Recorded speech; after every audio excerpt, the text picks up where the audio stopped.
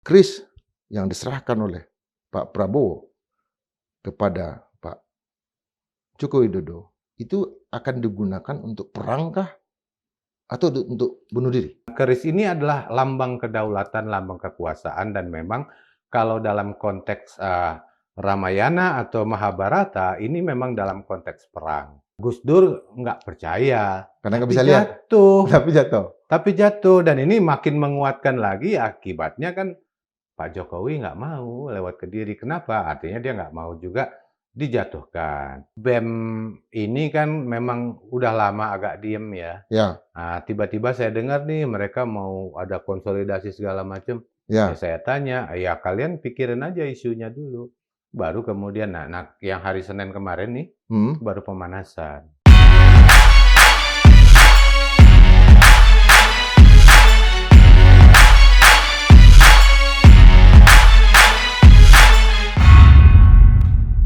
Sobat Madiok, dunia ini panggung sandiwara. Ceritanya udah berubah. Kisah Mahabharata atau tragedi dari Yunani. God bless ya, Ahmad Albar. Dan kisah itu entah bagaimana coba dipanggungkan terus oleh para penguasa. Kelompok yang memang kita lihat terdiri dari para demagog selama ini. Yaitu menciptakan simbolisasi, mistisisme, mitologi, glorifikasi. Nah, salah satunya adalah ketika ulang tahun dari Partai Gerindra, selamat ulang tahun ke-17 ke Partai Gerindra, itu Ketua Umum Partai Gerindra yang baru saja terpilih, yaitu Pak Prabowo Subianto, Ketua Umum periode 2025-2030, itu memberikan cenderamata kah, hadiah kah kepada Pak Joko Widodo, yaitu sebuah keris. Tentu sambil berucap terima kasih kepada Pak Joko Widodo dan presiden sebelumnya, berteriak, hidup Jokowi, hidup Jokowi, hidup Jokowi. Nah, karena ini ada panggung yang sangat besar, banyak sekali para menteri di sana, banyak sekali pandangan mata dan jutaan rakyat juga memandang itu, memperhatikan itu. Kita akan membahas apa makna dari adegan itu. Mungkin kerisnya kita bahas, panggung kekuasaan yang dimainkan, pertarungan yang terjadi. Dan kali ini kita menghadirkan lagi seorang magister dari ilmu teater lulusan Amerika dan banyak mengajar baik di dalam ataupun di luar negeri, pendiri beberapa teater termasuk Teater Sastra Universitas Indonesia, Mas I. Yudi Sunarto. Ya. Menurut Mas Yudi, kris yang diserahkan oleh Pak Prabowo kepada Pak Joko Widodo itu akan digunakan untuk perangkah atau untuk bunuh diri? Tapi begini, sebelum saya jawab ya, Hmm. saya mau menyampaikan duka cita dulu ya atas meninggalnya bibi dari Indrajaya, Ibu Zainina binti Zainuddin. Terima kasih, Mas. Ya, semoga almarhumah husnul khotimah. Amin ya rabbal alamin. Oke, kembali ke pertanyaan. Jadi ini kan masa sekarang ini bukan lagi seperti zaman Jawa di kerajaan-kerajaan zaman dulu. Jadi fungsi keris ini walaupun memang dia simbol dari kekuasaan, kedaulatan, alat perang dan lain-lain, sekarang dia sudah menjadi semacam cenderamata, souvenir, makanya juga diberikan kepada petinggi-petinggi dari bangsa lain. Nah, yang dibicarakan ini diberikan kepada Jokowi, karena Jokowi ini kan bukan dari Turki atau bukan dari Amerika ya. Nah, saya berusaha untuk memikirkan kenapa Pak Prabowo memberikan cenderamata. Apakah ini sebagai rasa hormat kepada guru atau mungkin kepada sahabat, tetapi intinya souvenir cenderamata, tanda mata ini adalah tanda perpisahan. Tanda Karena perpisahan. biasanya kalau kita mau berpisah dengan orang, supaya menjadi kenangan kita kasih cenderamata. Nah, kebetulan bentuknya keris. Iya, iya, Nah, iya. keris ini kan memang bukan sesuatu yang akan digunakan buat perang, tetapi keris adalah satu warisan budaya yang punya makna-makna, terutama untuk budaya kita ya, bahkan juga sudah diakui oleh UNESCO juga ya. Hmm. Ini ada, berbagai jenis keris. Apa Nah, itu yang diserahkan? yang kalau saya baca itu namanya Kiai Garuda Yaksa. Nah, Kiai Garuda Yaksa ini kalau tidak salah itu dibuat sama Empu Totok Brojodiningrat. Toto Ya, Brojodiningrat. beliau sudah almarhum, memang Hmm. empu yang terkenal ya dari sekitar Sukoharjo, Hmm. dekat Surakarta. Jadi ini keris yang punya dapur Pasopati. Dapur Nah, Pasopati. dapur itu maksudnya bentuknya ya, Hmm. bentuknya Pasopati. Nah, kalau Pasopati ini dia itu maknanya Paso itu binatang, Hmm.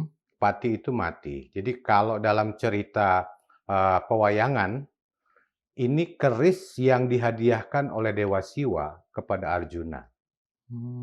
Jadi Dewa Siwa menyamar jadi orang, kemudian sama-sama membidik satu binatang ya, dan kemudian ada pertengkaran dengan Arjuna karena sama-sama kena. Kemudian barulah ketahuan bahwa itu adalah Dewa Siwa. Maka diberilah hadiah karena Arjuna sudah bertapa sekian lama waktu itu dalam cerita ini.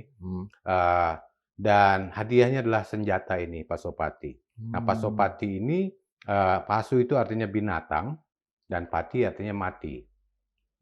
Siapapun yang kena ya senjata ini, aslinya panah ya, itu mati.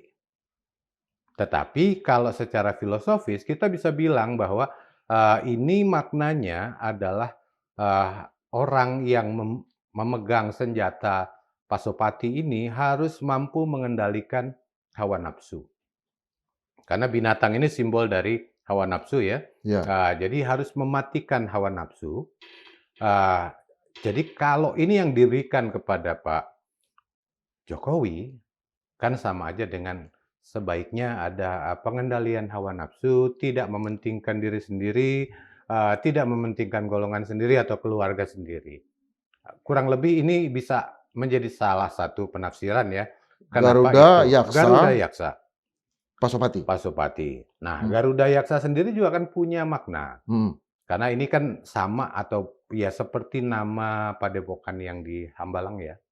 Iya, iya, iya. Nah, Garuda ini kan binatang mitologi. Ya. Kalau dalam mitos Ramayana, cerita Ramayana ini kan binatang yang membantu Sri Rama untuk membebaskan Sinta, Dewi Sinta.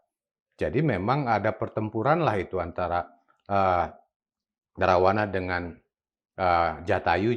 Jatayu ini nama lain dari Garuda ya. Jatayu ya. Iya. Nah ini Jatayu atau Garuda ini kan memang membantu untuk membebaskan Sinta, dan ini sama aja dengan pembebasan atau upaya untuk membebaskan. Jadi yang kemudian Garuda juga kita gunakan sebagai lambang negara, ini kan punya makna pembebasan atau Ya, ya. kemerdekaan. Kemerdekaan, Kurang lebih proklamasi. semacam itu.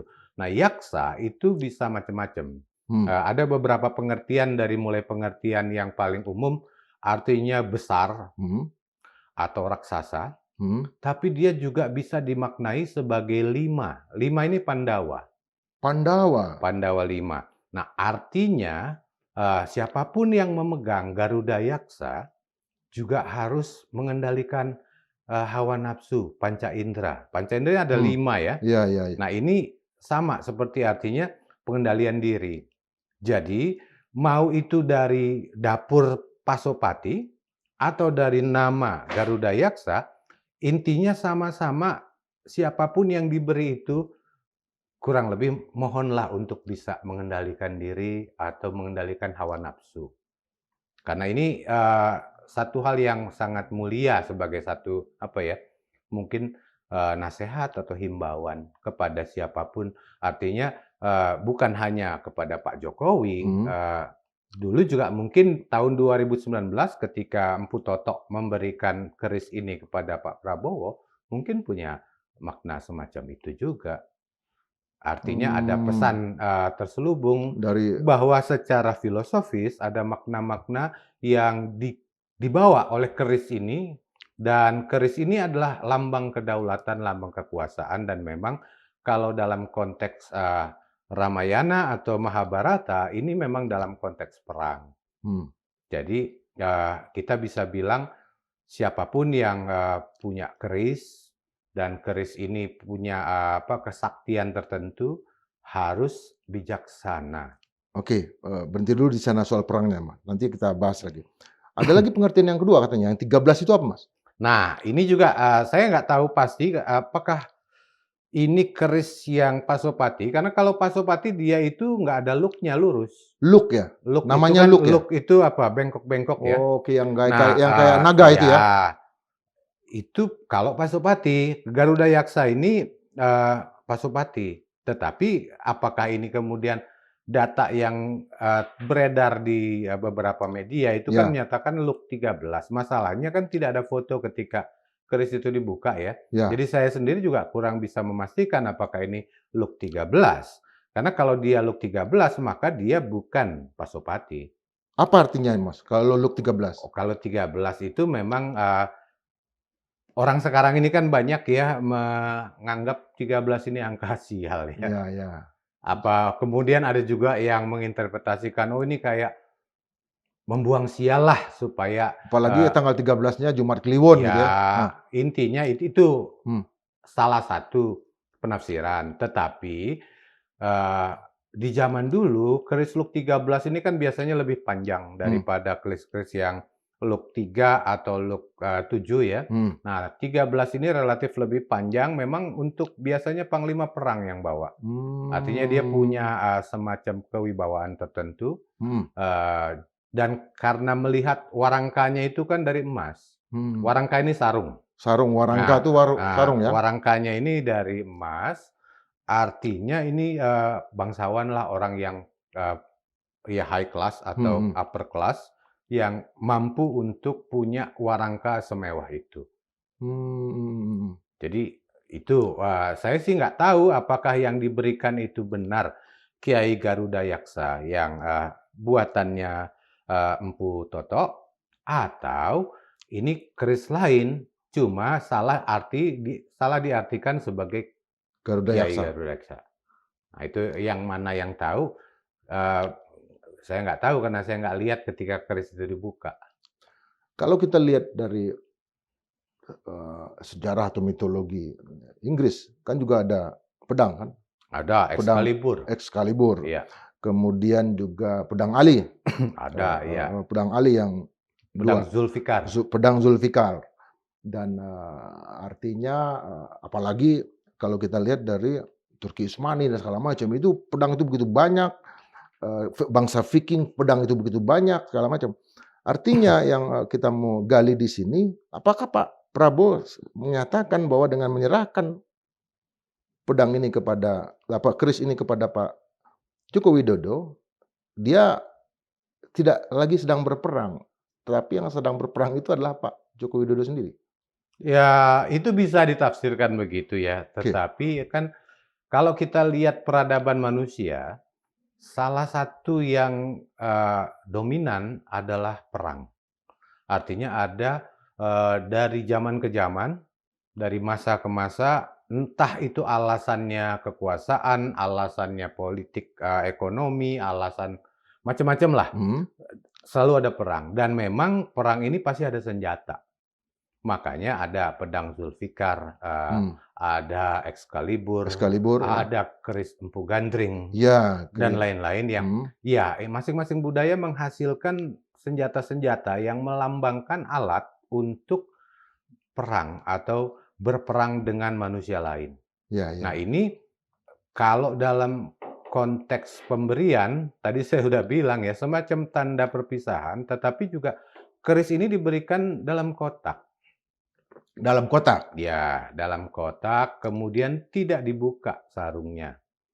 Artinya ini bukan untuk perang dalam konteks yang sebenarnya, tapi mungkin perang dalam tanda kutip.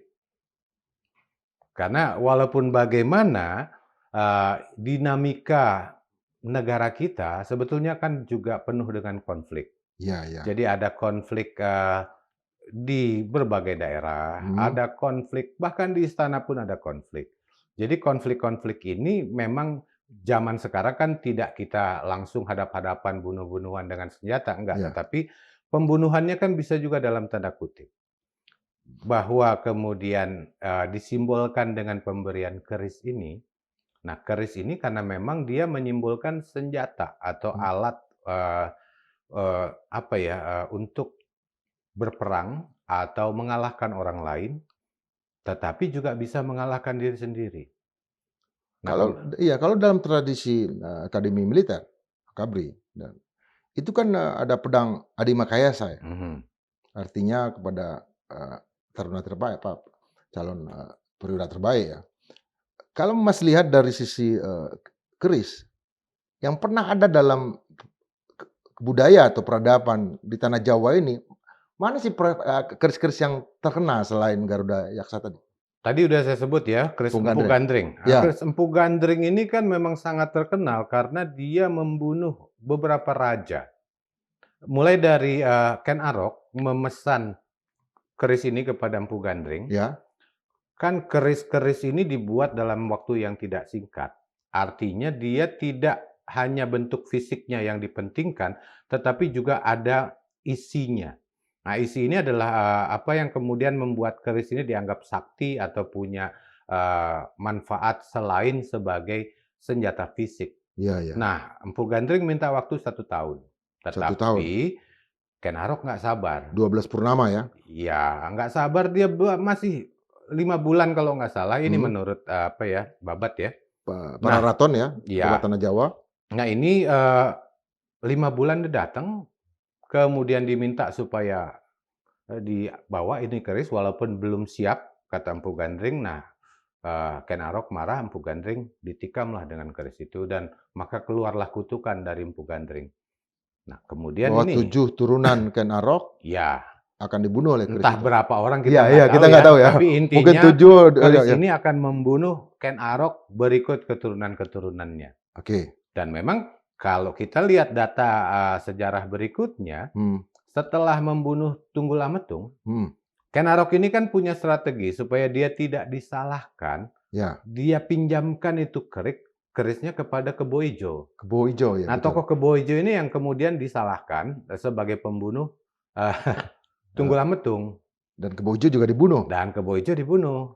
Oke. Jadi membunuh Tunggul Ametung, membunuh Kebo Ijo, membunuh Ken Arok, karena kemudian anaknya Empu Gandring dulu yang dibunuh, Empu Gandring, Kebo Ijo, Tunggul Ametung, Tunggul Ametung, Kebo Ijo, Kebo Ijo, Ken Arok. Ken Arok. Karena Ken Arok ini kan kemudian anaknya Ken Dedes dengan Tunggul Ametung namanya Anusapati. Ini tahu bahwa bapak kandungnya itu dibunuh Ken Arok. Jadi Ken Arok dibunuh. Oke. Nah, Ken Arok punya anak juga dari Ken Dedes yang namanya Tohjaya. Tohjaya. Nah, Tohjaya nggak terima, dibunuh juga Anusapati. Dan seterusnya. Tapi yang jelas, ini kan kemudian jadi konflik di kerajaan Singosari, bahwa kemudian ada bunuh-membunuh yang beberapa keturunan dengan menggunakan keris Empu Gandring. Jadi kutukan ini diakibatkan oleh ketidaksabaran Ken Arok. Karena kalau dia mau sabar nunggu 1 tahun, mungkin Empu Gandring juga tidak akan harus dibunuh dan keluar kutukannya. Nah, di Indonesia kan banyak keris-keris lain. Ada keris yang Empu Gandring ya. Kerisnya Sunan Kalijaga itu namanya Kiai Carubuk. Kiai Carubuk, apa itu Mas? Itu ya Ciri khasnya? jenis keris juga, artinya memang punya tuah yang sangat luar biasa, yang sakti. Ada juga keris Setan Kober. Setan Kober. Nah, ini juga salah satu sunan juga yang punya, saya lupa ya. Tapi yang jelas ini juga punya pengaruh yang luar biasa. Bahkan dengan cuma dihunus saja orang udah takut semua. Kober ya? Setan Kober ini kan karena keris itu dibuat bukan hanya Kober itu kuburan kan, Mas? kober kuburan. Ya Jadi tempat kos saya dulu di Gang Kober. ya Di sama Kukusan. di kuburan manapun kalau daerah Jakarta dan sekitarnya disebut kober. Oh Tapi ya, ini di Kukusan di Gang Jawa Kober. juga dulu disebut kober. Oke, artinya ini Ini setan-setannya dimasukkan ke dalam keris itu dan itu yang bikin perbawa dari kerisnya itu menakutkan. Jadi nggak harus ditikam, dengan hanya dikeluarkan aja orang udah lari semua.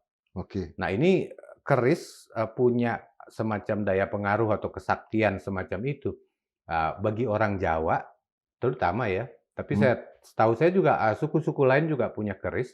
Nah buat orang Jawa keris ini bukan hanya fisiknya yang penting. Satu lagi nih, Mas. Keris Pangeran Diponegoro yang Nogosiluman. Nogosiluman yang sempat membuat konflik antara Jokowi dengan Anies Baswedan itu menjadi berkepanjangan Ya ini sampai kan ke politik. apa ya? Karena Mungkin mestinya yang menyambut keris itu ketika dikembalikan oleh Belanda ke Indonesia adalah Presiden Joko Widodo. Tapi Pak Jokowi lagi tidak ada sebagai Gubernur DKI waktu itu, Anies Baswedan yang mengambil itu dan itu katanya memunculkan konflik. ya Apa itu keris ini kan sebetulnya Nogosostro? bagaimana perasaan orang terhadap satu benda atau keris. Karena keris ini kan buat orang Jawa. Pak Jokowi kan orang Jawa juga ya. Ya, Jadi memang dia punya semacam makna tersendiri, bukan hanya bendanya, tetapi keris dari Pangeran Diponegoro yang dibawa ke Belanda ya, kan akhirnya dikembalikan. Memang secara prosedur ini kan harusnya diterima oleh Pak Jokowi, ya. tetapi karena mungkin Pak Jokowi berhalangan, kan orang-orang Belandanya nggak harus nunggu sampai dia ada kan. Ya, Nah Pak Anies mewakili. Nggak ada oke. salahnya kan secara prosedur nggak ada salahnya. Ya, Tapi ini membuat konflik tersendiri di antara mereka. ya. Mungkin karena ada semacam perasaan jangan-jangan ini perbawa dari keris ini ngikut ke Pak Anies atau gimana. Ya ini semacam kepercayaan ya, itu yang kalau saya sih itu santai-santai aja lah, masa begitu aja ribut. Kalau saya, tapi kan Ya. dalam konteks perebutan kekuasaan sudah mulai ada semacam apa ya, perasaan bahwa Pak Anies waktu itu akan menjadi saingan. Jadi kalau orang ingin berkuasa di Indonesia, keris apa yang dia mau cari, Mas? Bisa macem-macem, tapi ya ini nggak harus keris kan? Nggak harus keris? Karena pusaka itu bisa macam-macam, bisa batu merah Nah nih. delima, bisa batu akik. Tapi Ya. kalau yang kayak gini kan biasanya jawara pasar yang pakai gede-gede.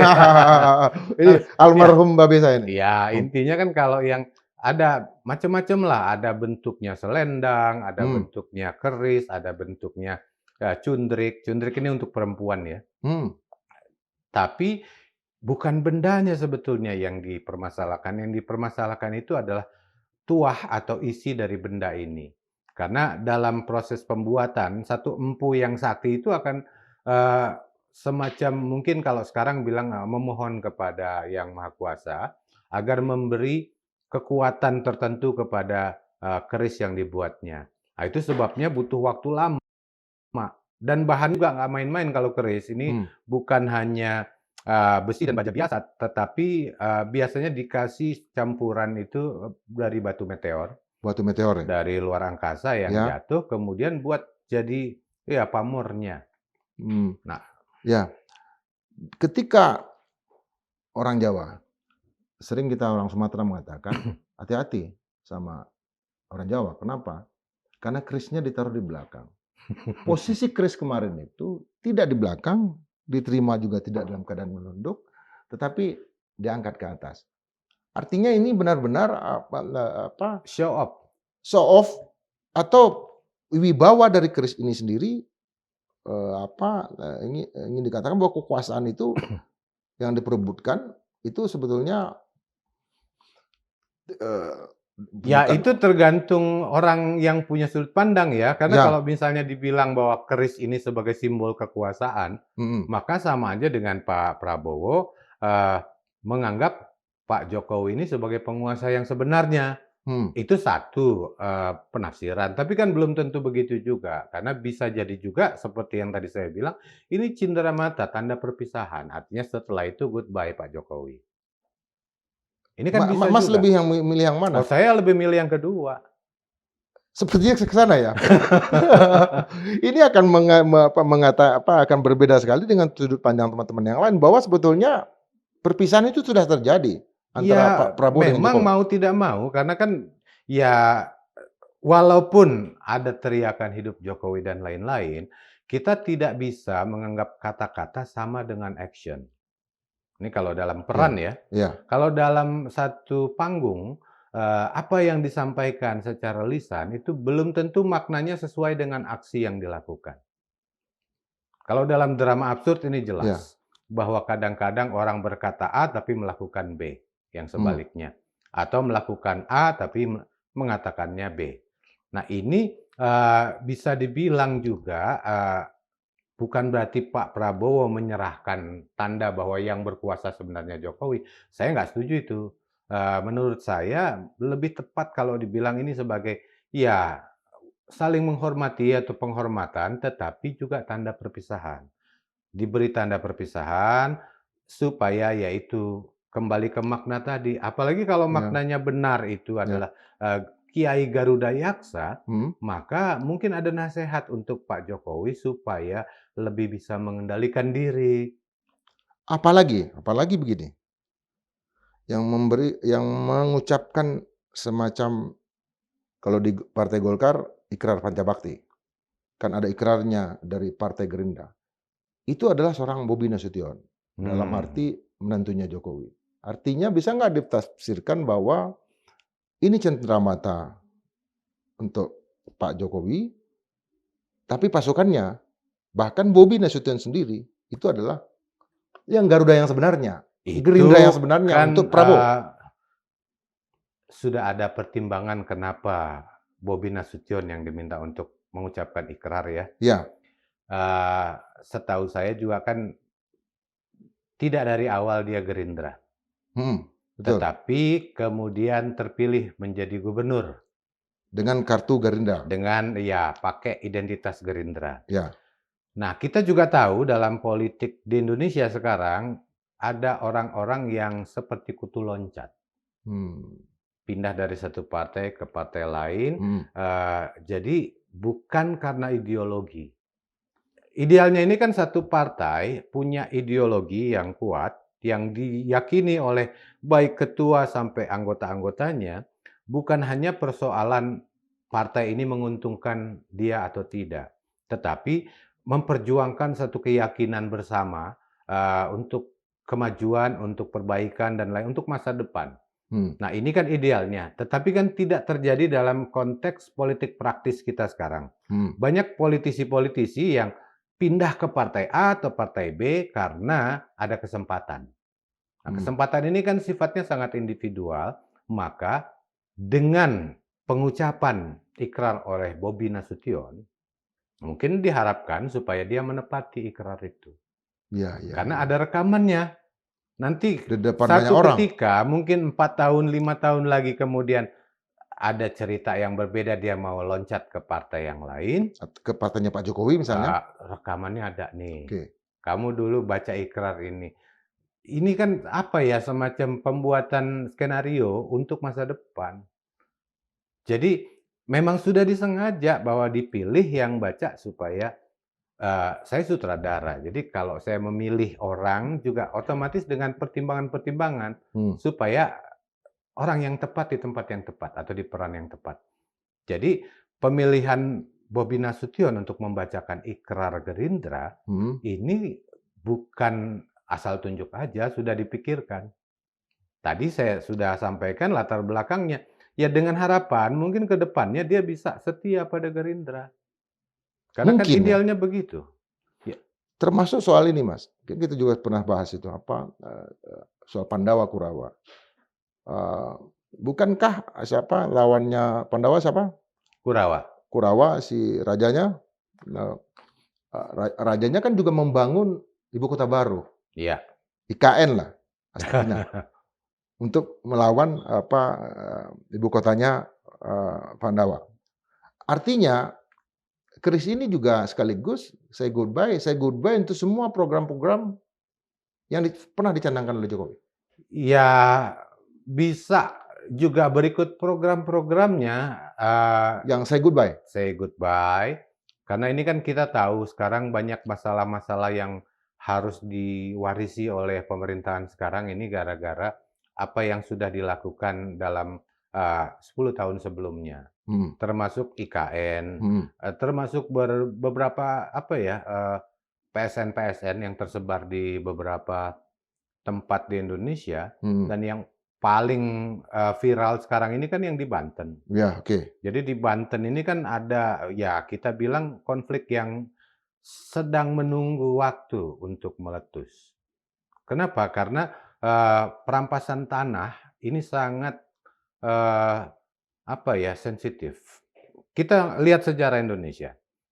Kenapa Pangeran Diponegoro kemudian memberontak atau memerangi Belanda? Karena Anyar Panarukan.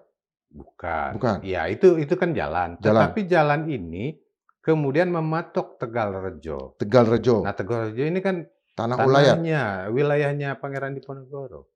Dan tidak ada perundingan, mereka main patok-patok. Oke. Ini membuat Pangeran Diponegoro, yang namanya pangeran ya, merasa disepelekan. Kedaulatannya tersinggung. Hmm. Maka Perang Jawa pun pecah 5 tahun. Japahorloh. Nah, ini membuat VOC waktu itu sampai bangkrut. Ya, ya. Artinya, jangan anggap konflik agraria ini bisa sepele. Bisa mungkin dipikirnya bisalah nanti hanya lurah kohot aja nanti atau kades kohot yang disalahkan. Jangan anggap sepele. Hati-hati. Karena kita juga punya catatan-catatan pemberontakan petani Banten dan Betul. lain-lain. Artinya di Banten ini harus dipertimbangkan juga faktor budaya. Hmm. Bahwa ada istana Surosoan yang rata dengan tanah. Ya, Kalau kita ke Banten lama ya, ya, betul. mereka rela istananya itu rata dengan tanah daripada dijajah. Itu semangat kemerdekaan yang sudah dimiliki oleh kerajaan Banten. Dan semangat ini sekarang mulai berkobar lagi. Ya, ya. Jadi daripada misalnya orang-orang atau oknum-oknum lah kita sebut yang ada di... Dulu kita harus ingatkan juga nih Mas, pertarungan di antara para pangeran di Banten. Raja Haji sama Ageng Tirtayasa. Artinya ada dua pangeran, yang satu ke oligarki, satu ke... Ya, yang kita sebut oligarko di zaman itu kan VOC ya. VOC ya. Nah, ini memang sama seperti yang terjadi di Mataram Islam. Oke. Zaman Amangkurat I, kemudian Amangkurat II, dan seterusnya sampai kemudian pecah jadi 2, kemudian pecah lagi jadi 4. Nah, ini kan apa ya, satu kelemahan yang mungkin kita harus akui di kerajaan-kerajaan kita di zaman dulu, bahkan sampai sekarang. Ketika ada orang atau elit seorang pangeran yang merasa kekuasaannya ini agak-agak tidak bisa diklaim, maka dia cari kerjasama dengan oligarki, dengan VOC. Tapi bantuan VOC ini kan artinya juga dia menyerahkan kedaulatan. Ya. Nah, ini yang tidak disadari, bahwa kemudian terjadi kehilangan kedaulatan satu kerajaan yang melemahkan wibawa kerajaan itu, ini akan terjadi dengan sendirinya. Nah, kalau dalam konteks sekarang, kerajaannya ini kan atau elitnya ini kan ada di pemerintah. Baik itu di daerah atau di pusat.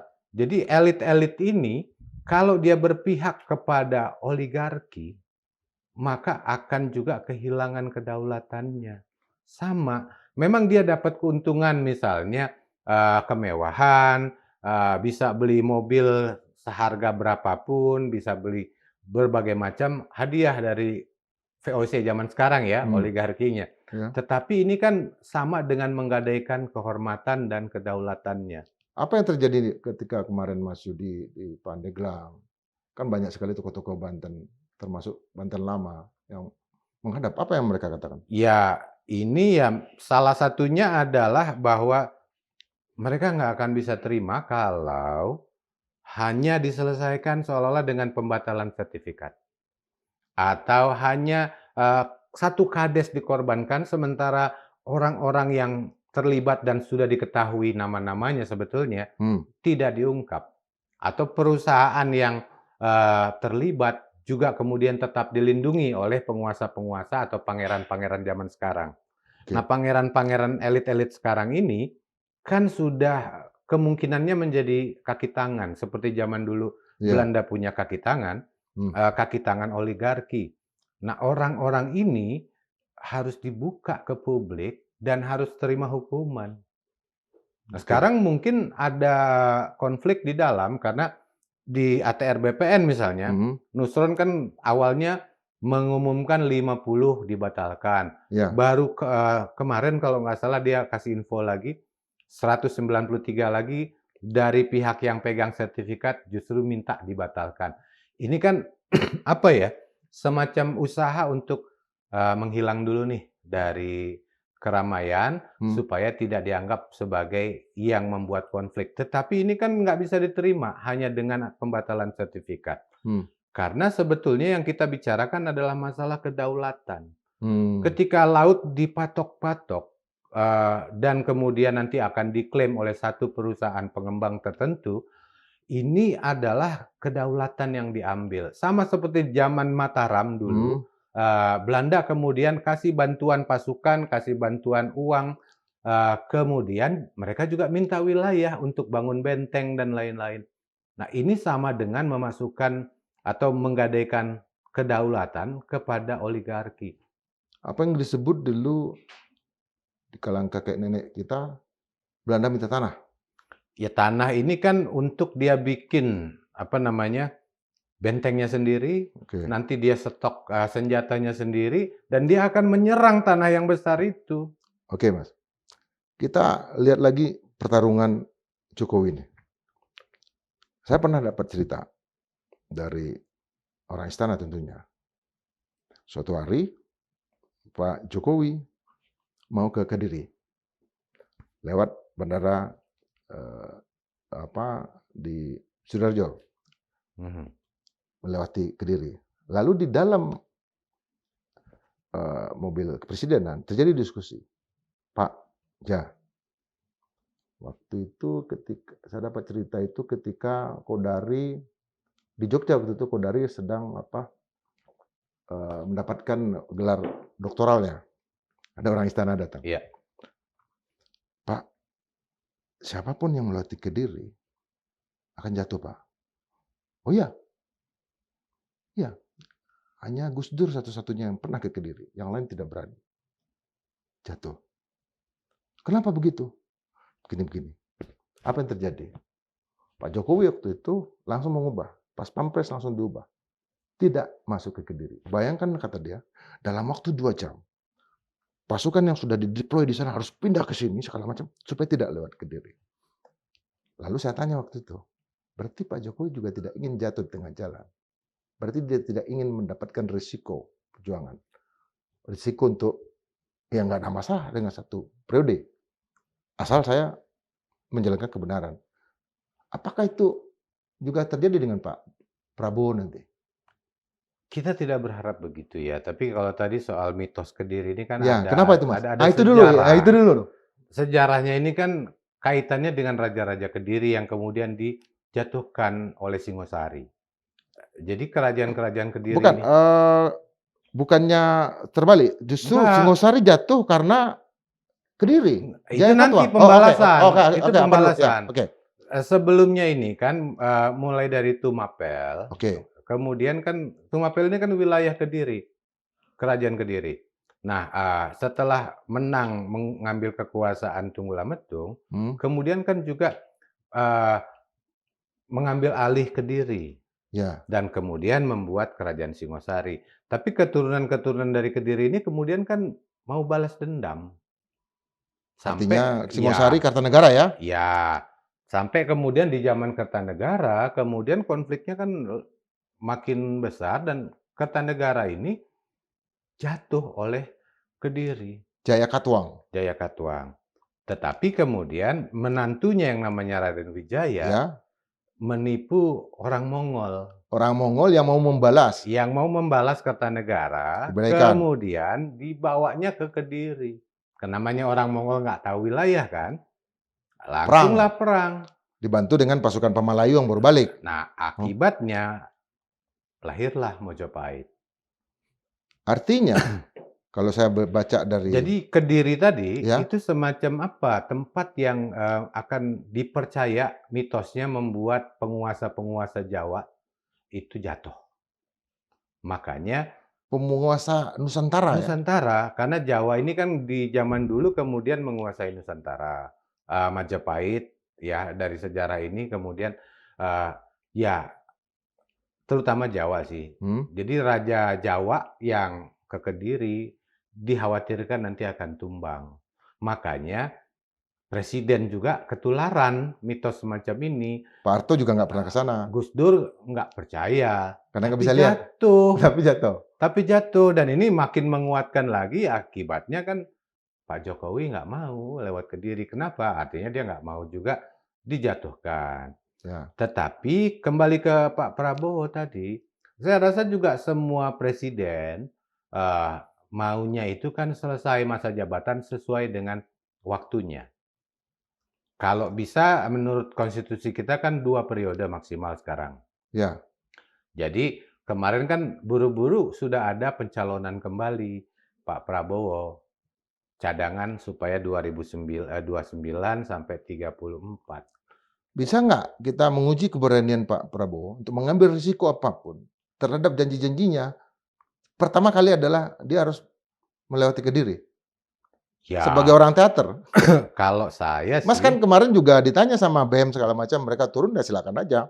Ya. Indonesia gelap kan? Kan Mas juga dukung para pimpinan BEM kan datang juga. Enggak. Apa memberikan ini ya? Ya, artinya kan kalau BEM ini kan memang udah lama agak diem ya. Ya. Nah, tiba-tiba saya dengar nih mereka mau ada konsolidasi segala macam. Ya. Ya saya tanya, ya kalian pikirin aja isunya dulu. Baru kemudian, nah yang hari Senin kemarin nih, baru pemanasan. Baru pemanasan. Baru pemanasan. Nanti akan menyusul yang katanya ya. Karena saya nggak terlibat langsung, saya cuma terima berita-berita aja dari mereka. Tapi pada saatnya kan kampus juga bisa bersatu kan?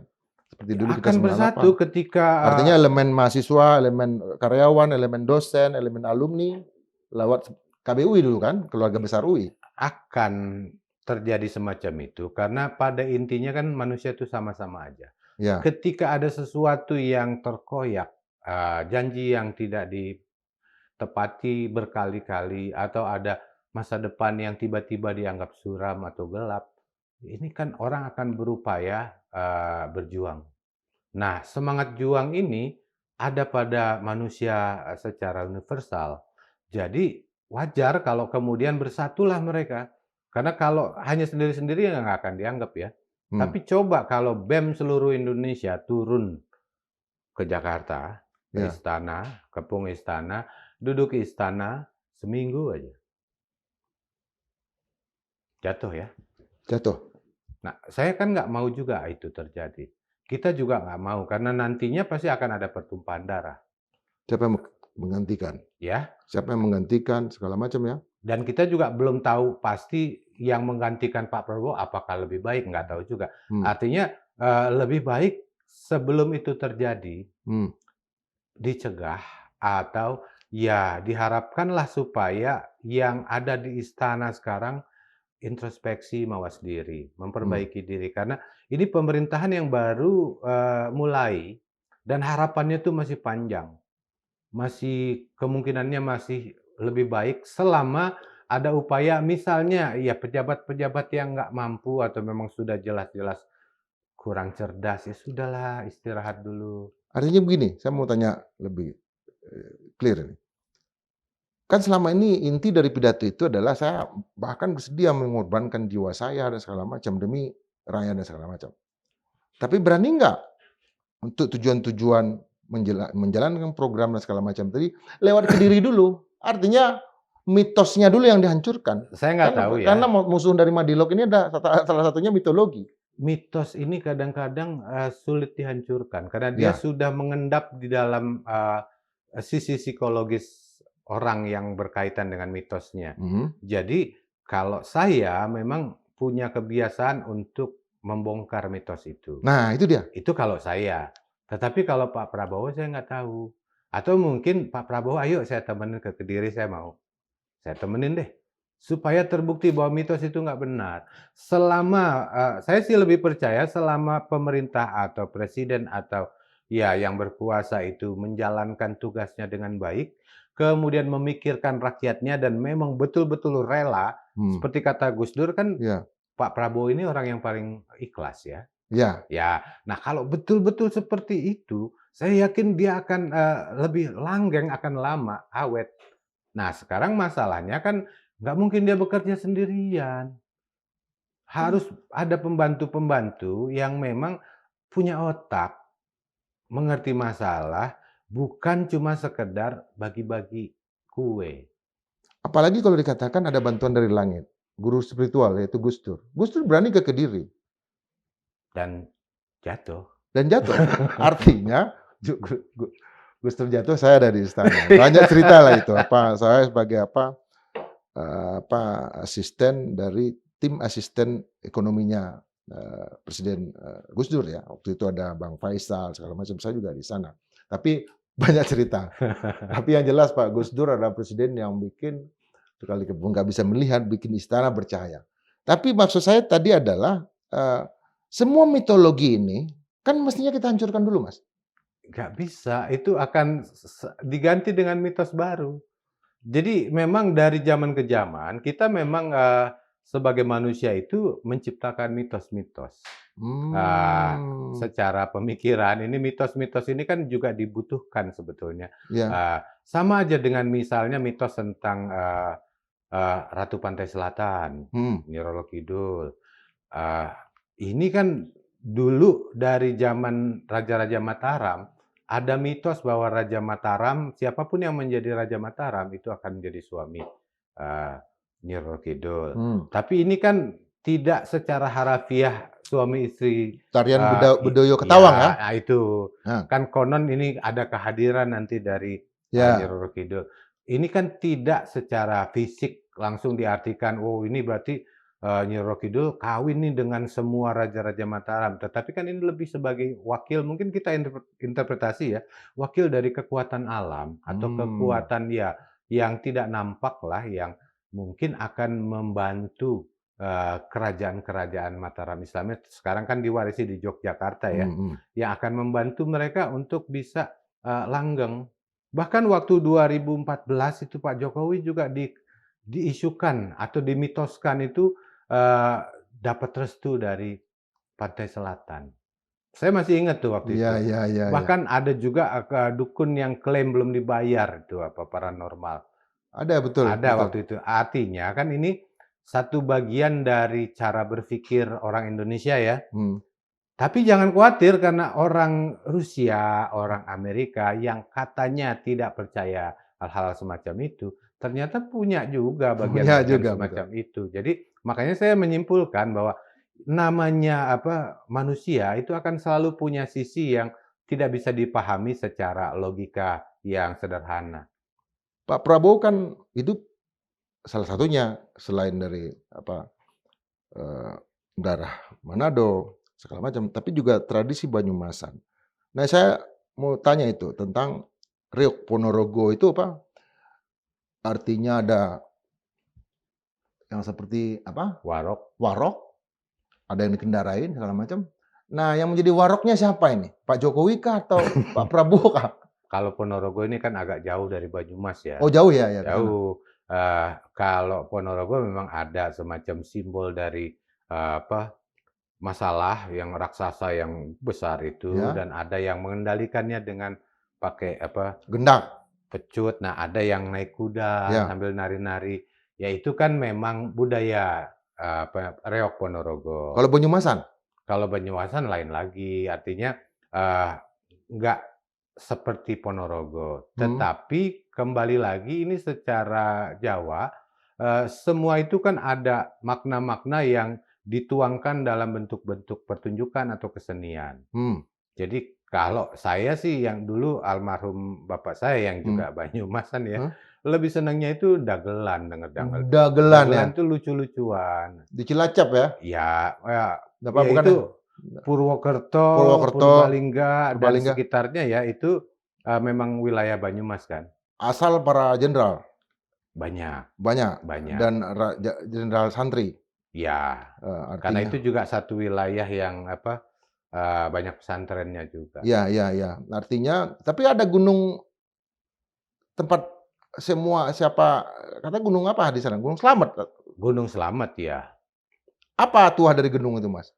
Kalau gunung dalam budaya Jawa ya, kan memang ini pengaruh dari kepercayaan mitos Hindu. Hmm, Gunung ini kan simbol dari tempat berkuasanya dewa-dewa atau tempat yang tinggi. hmm.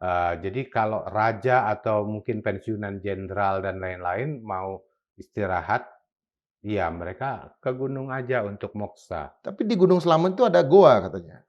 Di semua gunung ada goa. Bisa bongkar lagi ada katanya goa khusus itu apa? Di sana yang memang Di banyak gunung-gunung, mau itu dan itu gunung tempat gede, katanya siapapun orang presiden itu harus ada di sana. Ya, kalau dulu ya seingat saya itu Presiden Soeharto Ya. dan juga Presiden Soekarno adalah keturunan-keturunan Jawa yang sangat percaya pada Hmm, kegiatan-kegiatan spiritual. mhm, Nah, kegiatan ini kan bisa dibilang sebagai upaya untuk memperkuat jati diri ya, hmm, identitas. Baik itu dengan datang ke eh, goa atau tempat yang wingit, mhm. yang dianggap Mandi, punya ya apakah dengan mandi di telaga atau mmm, di tempat tertentu. Ini kan kita anggap sebagai upaya untuk memperkuat jati diri atau kekuatan diri. Memang ada yang terbukti misalnya setelah pergi ke atau mandi di gua ini ditembak nggak mempan, ada. ada tuh, Mas, ya? Ada. Di Banten misalnya juga ada Ya kenapa Sumur itu? Tujuh. Hmm, Sumur Tujuh itu di Gunung Karang, mhm. ada 7 mata air, yang kalau misalnya orang sudah belajar silat segala macam, kemudian dibawalah sama gurunya untuk mandi di 7 sumur ini, 7 Mhm. mata air ini, dan itu untuk keselamatan. Oh, itu yang disebut dengan 7 sumur itu ya? Iya, Bukan 7 muara ya? Kalau bukan, saya mata air. kalau saya harus berenang di 7 muara sungai, Mas. Nah, kalau itu kan di wilayah pesisir. Ya, Jadi karena, maka semua sungai pernah saya masing-masing budaya ini kan berenang. akan menerjemahkan cara berpikir yang mirip sebetulnya. Hmm, Apakah itu dengan 7 muara, apa hmm. dengan 7 mata air, Atau 7 sumur. atau 7 sumur, dan lain-lain, tetapi kan akhirnya ada kesamaan Iya, di iya, antara iya. Kalau kegiatan kita lebih ke fisik. yang intinya baik itu lahir maupun batin. Iya, iya. Karena memang, setelah lahir misalnya, eee, lahir ini kan juga nanti akan lebih kuat kalau batinnya kuat. Hmm, Jadi nanti pergi ke gunung ini untuk bertapa semedi atau hmm. untuk ya nyepi, apapun kegiatan-kegiatan yang untuk generasi zaman sekarang mungkin nggak masuk akal, nggak ada logikanya dan lain. Tetapi eee, orang banyak orang yang masih melakukan itu. Yang paling sederhana adalah nyekar ke makam keramat atau makam wali. Iya, iya. Eee, Itu ini kan tradisi ya? dilakukan banyak orang Jawa sekarang ya, Iya. walaupun beragama Islam, Hmm, tetapi ya perlu, nyekar ke, Sunan Kalijogo, nyekar ke Sunan Bonang, dan lain-lain. Dan itu untuk satu kegiatan yang turisme atau pariwisata, itu mendatangkan banyak uang juga. iya, iya. Tetapi bagi orang yang melakukan, ini kan nilainya spiritual. Sama dengan yang terjadi di India ya, yang kemarin sampai memunculkan malapetaka. Kalau mereka ada perayaan-perayaan untuk mandi di Sungai Gangga, itu selalu banyak korban yang meninggal. Kemarin kan ada juga. Ya itu kan karena sudah kepercayaan mereka dari zaman sebelum India, sebelum jadi seperti sekarang. Dari Sebelum Masehi kerajaan-kerajaan ya. zaman dulu sudah Hmm, melakukan itu, dan ya. ya terlepas dari benar atau tidak, Hmm, tetapi ini lebih bicara pada batin mereka. hmm. Bahwa It nanti benar ada yang kemudian setelah mandi dari sana hokinya jadi bagus atau rezekinya jadi lebih besar. Itu bisa dianggap ya secara positif membangun aura untuk diri sendiri, kepercayaan dirinya kan yang dibangun dengan kegiatan itu. Kalau kita bicara masalah Garuda, Mas, Garuda Yaksa ya, itu kan juga munculkan perlawanan, misalnya di Aceh. Bagi orang Aceh, Garuda itu justru simbol malapetaka, harus dilawan dan dibunuh dengan rencong. Rencong, Bismillah. Kemudian semua kebudayaan atau peradaban yang ada di Indonesia itu kan punya senjatanya sendiri. Ada rencong, Iya, ada badik, iya. ada keris, ada di celurit, kemudian ada parang sampai ke Patimura, ada tombak, ada panah. Kalau saya menerjemahkan, Mas, dari dulu, teknologi perang kita, teknologi kesatria, satu lawan satu, membunuhnya tidak memunculkan pembunuhan massal. Mhm. Seperti misalnya Cornelius de Houtman dibunuh oleh Laksamana Malahiyati, perang satu lawan Iya. satu. Artinya, Mas, pesan itukah yang disampaikan oleh Pak Prabowo juga bahwa dengan keris Anda harus menjadi seorang kesatria. Ya memang yang punya keris ini biasanya ksatria. Hmm. Itu bisa dianggap seperti itu juga. Tapi yang tadi disampaikan sama Indra soal Garuda di Aceh ini kan punya makna beda. Ya, ya. Karena juga sejarahnya beda. Ya. Nah, disinilah pentingnya Kementerian Kebudayaan. Budaya itu jangan dianggap sepele. Justru pemahaman kita tentang sesuatu di satu daerah belum tentu sama dengan di daerah lain karena negara kita ini kan multikultur. Banyak suku-suku bangsa, banyak juga mitos-mitos yang beda-beda, ada yang sama, ada yang mirip, tapi juga ada yang bertolak belakang. Jadi kalau kita mau menerapkan apa yang kita anggap di Jawa ini sama dengan di Aceh, belum tentu. Karena bisa jadi nanti Garuda dianggap, ini adalah burung yang harus diperangi atau yang harus dibunuh. Ya. Begitu juga kita ngomong soal makan bergizi gratis di Papua. Coba pelajari dulu budayanya supaya tidak timbul konflik, pertentangan dan lain-lain. Jadi budaya itu bukan cuma kesenian, tetapi juga menyangkut berbagai macam cipta karsa, rasa dan lain-lain yang ada pada satu masyarakat tertentu. Dan karena kita Indonesia kan sudah sepakat untuk Bhinneka Tunggal Ika. Jadi harus saling menghormati satu sama lain. Dan ini tidak akan bisa terjadi kalau tidak ada pemahaman. Ketika saya ke Madura, saya bertanya sama kawan di sana,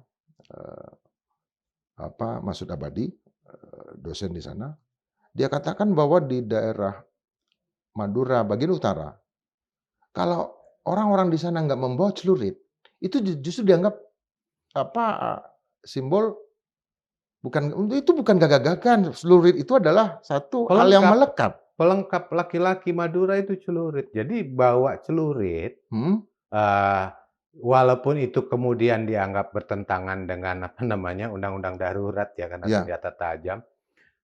Ini satu warisan budaya Madura. Sama dengan di Banten ya. Dulu ada teman saya kuliah itu bawa golok. Iya, saya ingat. Artinya memang dia itu terbiasa di masyarakatnya, di budayanya memang kalau nggak bawa golok tuh kayak nggak pakai celana. Jadi nggak lengkap. Nah ini kan jadi persoalan nih. Untuk ada pemahaman yang lebih lebih rileks dari warisan budaya semacam ini kan butuh puluhan tahun. Sekarang mungkin kondisinya di Madura maupun di Banten sudah ada toleransi ya untuk tidak terlalu membawa senjata dan lain-lain, terutama kalau ke kota. Tapi kalau ke desa-desa, ya masih mereka kemana-mana tuh bawa golok. Iya. Ya memang itu identitas, bagian identitas. Kecuali kalau misalnya ada larangan masuk ke kota ya janganlah, karena itu nanti akan berurusan dengan polisi. Tapi polisi Kalau di daerah-daerah mana berani. Ya, kayak di Bali kan pecalang. Artinya di Sumatera ada hulu balang, ada segala macam. Mereka bisa untuk keamanan, tapi juga untuk pertahanan, untuk perang. Ketika Deddy Corbuzier menjadi staf khusus, saya nggak tahu, dia letnan kolonel, katanya letkol Tituler. giveaware. Nah, artinya begini, kita mulai melihat sekarang program yang terlalu sentralistik ini, itu mengabaikan yang hal-hal yang seperti ini, Mas. Nah, itulah makanya saya mau menekankan, ini loh, kebudayaan harus bekerja. Hmm. Karena ini masalah budaya ini bisa jadi sumber konflik.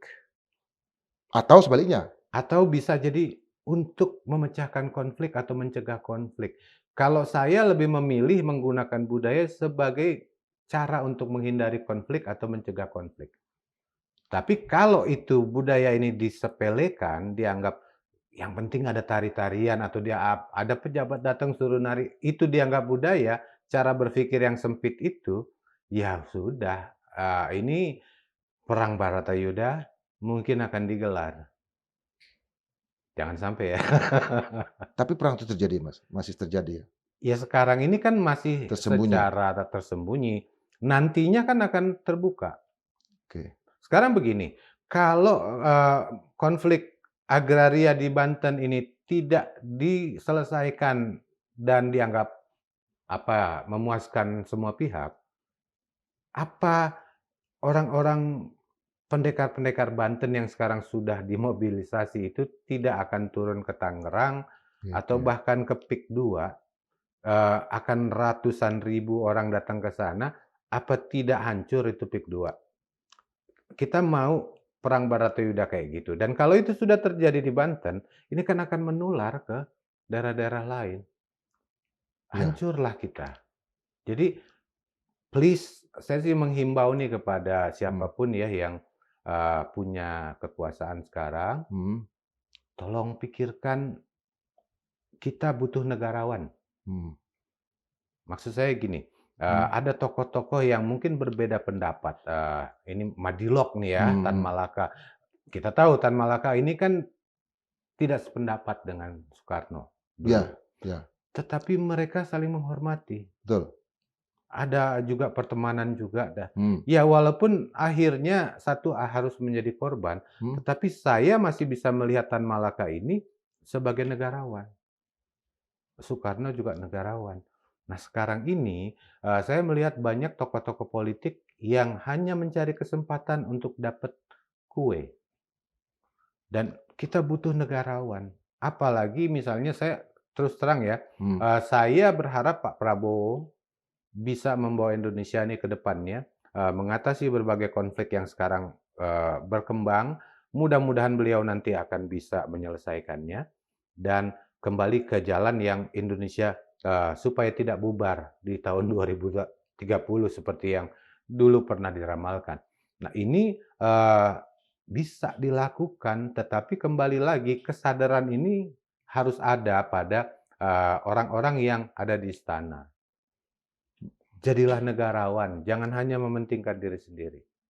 Artinya, ketika Pak Prabowo mengatakan, Muhaimin sudah kembali ke jalan yang benar, justru yang kita harapkan adalah Pak Prabowo-nya yang kembali ke jalan yang benar, yaitu Ya jalan mungkin negarawan. dalam hati Muhaimin juga mengatakan begitu, atau mencari kesempatan supaya nanti ke jalan dia. Ini masalahnya gini loh. Artinya yang maksud saya gini, pesan Mas Yudi adalah supaya Pak Prabowo-nya sendiri yang kembali ke jalan yang benar, yaitu jalan ke kenegarawanan, betul kan? Nah, kuncinya kan gampang. Hmm. Negarawan kita, para pendiri bangsa kita sudah menentukan itu di Undang-Undang Dasar 45. Oke. Baca pembukaannya aja deh. Hmm. Terutama alinea keempat. Hmm. Nah, tujuan negara kita apa? Apal Mas saya itu, Mas? Nah, justru itu. Kalau nanti mengacu ke situ, kemudian ada juga muatan Pancasila 1, 2, 3, 4, 5, itu akan menyelesaikan masalah. Artinya kita bicara tentang Indonesia dan para pendiri bangsa kita, sebagai negarawan, mereka sudah menentukan sebagai nakoda ya, Hmm. nanti jalurnya ke sana. Hmm. Jadi negara Indonesia yang merdeka, bersatu, berdaulat, adil, dan makmur. Itu kan tujuan bangsa, tujuan atau cita-cita luhur bangsa kita ya. Nah kalau sekarang kita bicara adil nggak, makmur nggak, kedaulatannya digoyang-goyang nggak? Oke, oke Mas. Sobat Madilog, Tan Malaka ketika ada di Mojokerto melahirkan apa yang disebut dengan Persatuan Perjuangan bersama dengan Panglima Sudirman dan banyak sekali laskar. Waktu itu memutuskan jalan gerilya. Muhammad Hatta pernah juga menulis, Persatuan Indonesia bukan Persatuan Indonesia. Karena Persatuan Indonesia beda dengan Persatuan Indonesia. Persatuan adalah satu sikap, pilihan untuk bersatu alamnya. Tapi persatuan adalah justru terbalik. Memaksa orang lain untuk bersatu tetapi itu penuh konflik. Yang disampaikan oleh Mas Yudi Sunarto tadi, mungkin kita bicara tentang keris, tetapi kita bicara tentang kekuasaan hari ini. Karena simbol dari kekuasaan zaman dulu adalah keris, bukan untuk membunuh ya, tapi membunuh hawa nafsu, membunuh semangat untuk terus merasa hero, membunuh keinginan untuk terus mengadu domba rakyat, membunuh kalangan oligarki yang juga dilawan oleh Madilog. Kita akan tetap hadirkan Mas Yudi Sunarto untuk membawa kita ke panggung-panggung teater zaman kini yang masih berlangsung dan barangkali nanti akan menjadi inspirasi bagi teman-teman untuk entah film kah atau gerakan yang lebih besar. Tetap berpikir merdeka 100% dan hidup mahasiswa.